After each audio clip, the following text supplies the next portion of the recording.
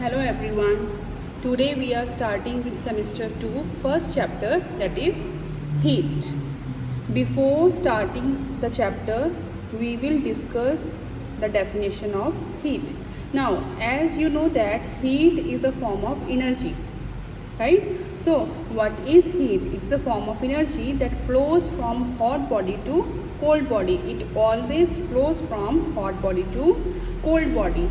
That is called heat energy.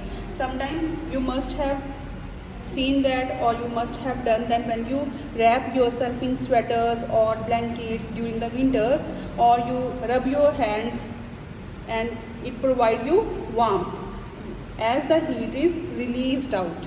When you wrap yourself in a sweater or in a blanket, that means you are preserving your heat energy, right? So what is the reason of flow of heat energy?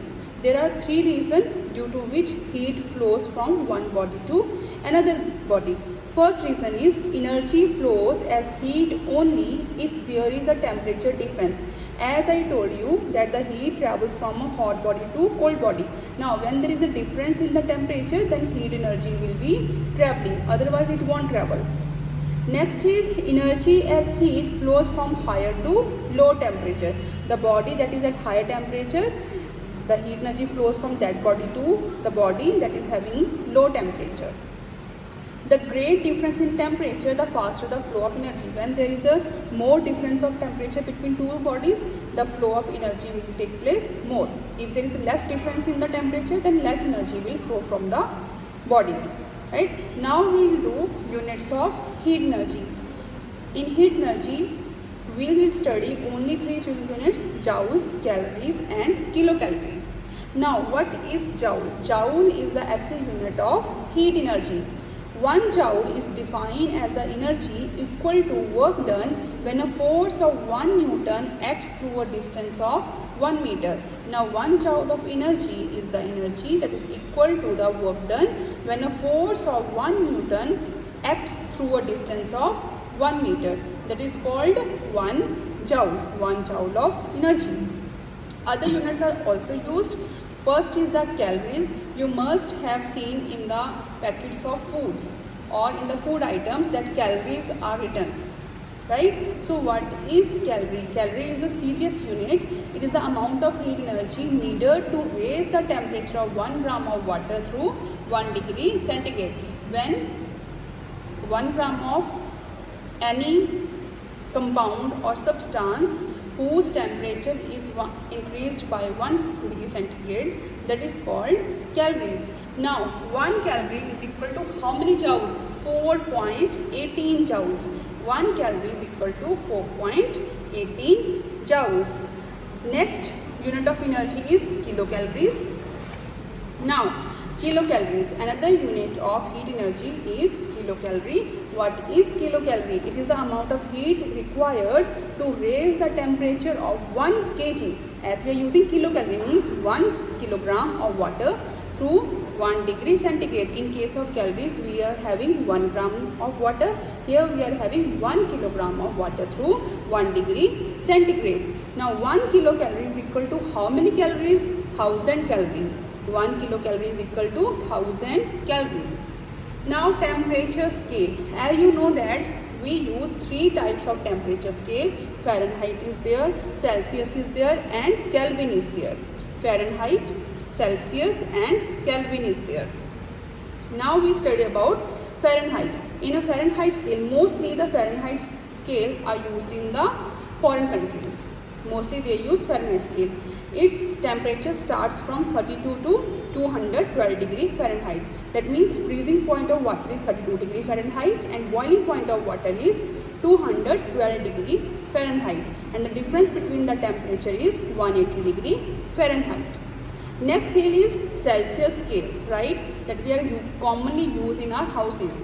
Celsius scale, the freezing point of water is 0 degree centigrade. As you know that the water freezes at 0 degree centigrade and the water starts boiling at 100 degree centigrade. Kelvin scale, it is mostly used in the science practicals, science labs, experiments. So freezing point of water in Kelvin scale is 273 and boiling point of water is 373 degree Kelvin. Its scale starts from 273 and it ends at 373 degree Kelvin. Conversions, how one temperature scale can be converted into another temperature scale. If we want to convert Celsius into Fahrenheit, this formula is used. Fahrenheit is equal to 9/5 into Celsius scale plus 32. If we want to convert Fahrenheit to Celsius, then Celsius is equal to 5/9 for F minus 32. If we want to convert Celsius into Kelvin, Kelvin is equal to C plus 273. If we want to convert Kelvin into Celsius, then Celsius is equal to Kelvin minus 273. Fahrenheit to Kelvin, Kelvin is equal to F minus 32 into 5/9 plus 273. Now you have to learn these formula, you have to remember these formula, as with the help of these formula we will do number of numericals, right? Next part is heat and its effect. Now what are the effects of heat? Now as you must have known, whenever there is an increase in temperature or when there is a temperature flows inside the body or flows from away from the body or outside the body, there will be an increase or decrease in the temperature of the body. Now when heat is supplied to a solid, liquid, gas, its temperature increases. When heat is supplied to all the three states of matter, their temperature will increase. A solid will convert into liquid, liquid will convert into gas. Changing shape of the body. Now when the temperature of the object will increase, the motion of the particles will also increase. They start moving from one part to another part, right? That means its shape will change, right? That means it expands on heating, and when it cools, it contracts. Expansion in solids. Now if we are comparing solid, liquid and gas, solid expand the least, liquid expand more, and gas expand maximum from all these three states of matter. Solid expands the least. If, as you have seen, whenever we want to open a metal cap, mostly we put that metal cap in front of a running hot water. Now the metal cap expands and it opens easily.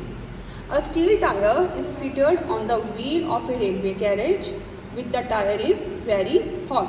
When the tire is very hot, the tire will be used or fitted on a steel tire. Change in state of matter. When there is an increase in heat energy or when there is a change in temperature, one state can be easily converted into another state of matter. Solid by melting converted into liquid, liquid on evaporation converted into gas. If we want to convert gas into liquid, then condensation will take place. Liquid to solid means freezing. Chemical change in substance. When we heat substance, the heat energy breaks the original bonds whenever between elements, and new products with new qualities will form. Now that means whenever a reactant is converting into product, the chemical bond will break down and the new product will form and the new product will rise up, right? Another effect of heat is effect on living beings. Heat keeps our body warm during winter and it will keep our body cold in summer by releasing our heat energy in the environment, right? Hope you understand this part. If you have any problem, we will discuss in the online class. Thank you.